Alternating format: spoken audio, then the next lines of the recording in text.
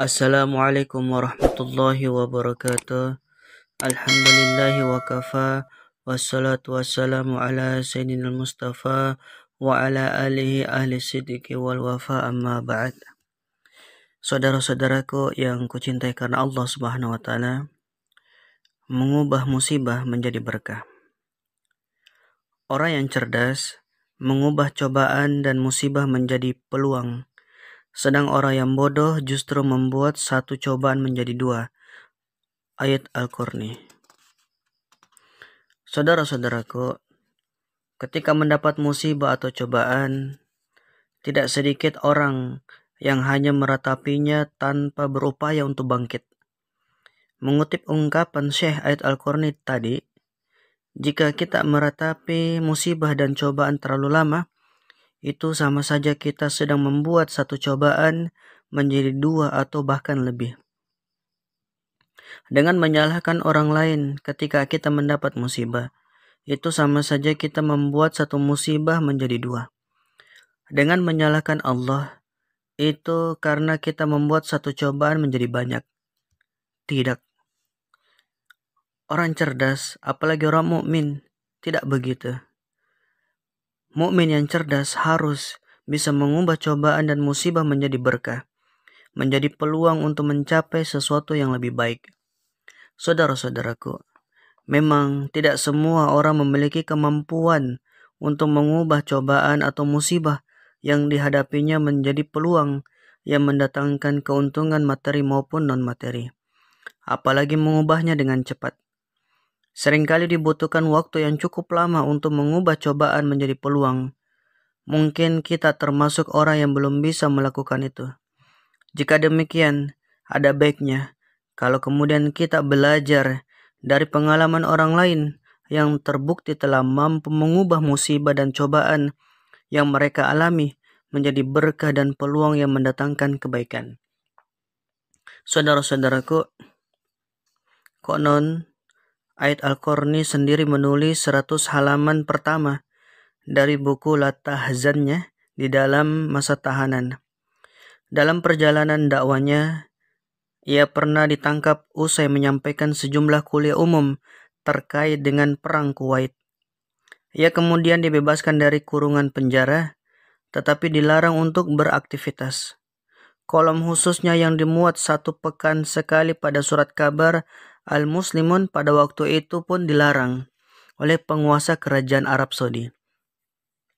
Seluruh masa tahanan di dalam penjara dan tahanan rumah itu berlangsung sekitar 10 tahun. Ia memanfaatkan kesempatan itu untuk tetap membaca dan menulis dan akhirnya menghasilkan buku yang sangat monumental itu, La Tahzan. Saudara-saudaraku, Al-Qurni pernah mengemukakan pendapat yang menurut kebanyakan orang Arab Saudi sangat kontroversial. Menurut Al-Qurni, seorang perempuan boleh saja bekerja tanpa harus menutup wajah dan telapak tangannya. Yang terpenting ia dapat menjaga kesopanan dan tetap berhijab tanpa harus bercadar dan mengenakan sarung tangan. Untuk kita ketahui, perempuan Arab Saudi rata-rata mengenakan cadar dalam pergaulan sosial sehari-hari mereka. Menurutnya, masalah cadar itu adalah masalah khilafiyah yang sangat dipengaruhi oleh kondisi sosial masyarakat mengenai wajah perempuan yang terlihat tanpa mengenakan cadar. Ayat Al-Qurni juga mengemukakan pendapatnya mengenai kebolehan menyetir mobil bagi perempuan. Di Arab Saudi ketika itu, perempuan memang tidak boleh menyetir mobil.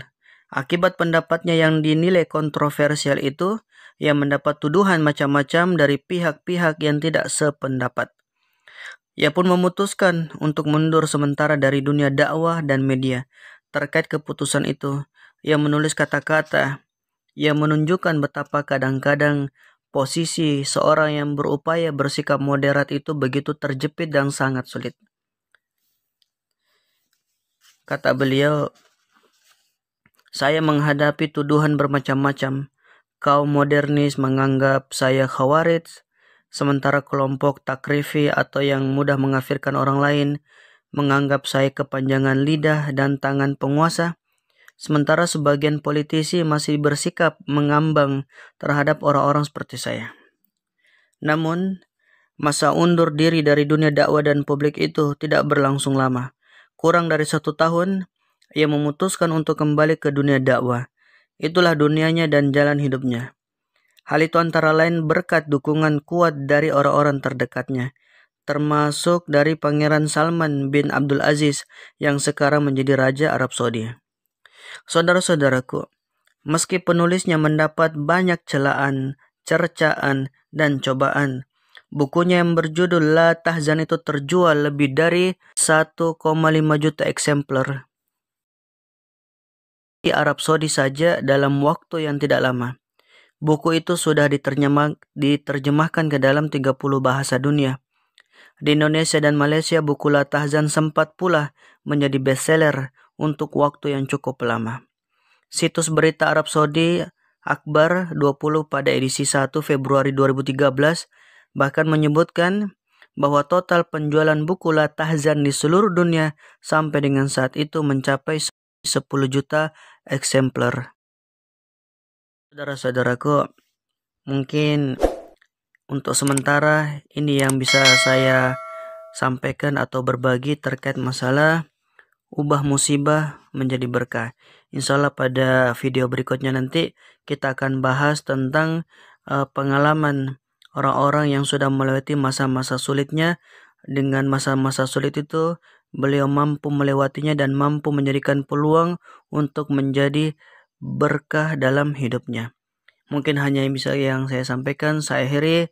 Assalamualaikum warahmatullahi wabarakatuh.